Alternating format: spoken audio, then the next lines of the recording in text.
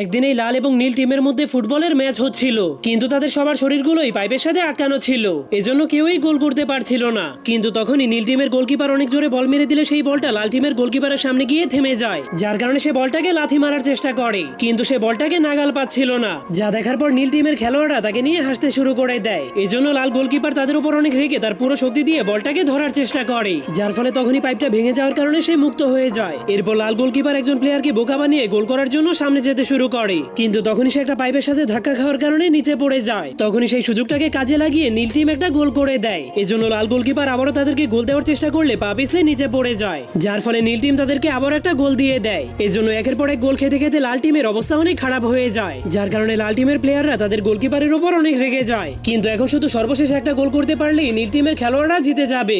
যা দেখার পর লাল গোলকিপার তার জায়গাতে গিয়ে জলদি করে তার পাইপটাকে লাগানোর চেষ্টা করে, কিন্তু তখনই নীল টিম বলটাকে আবারও অনেক জোরে একটা লাথি মেরে দেয়।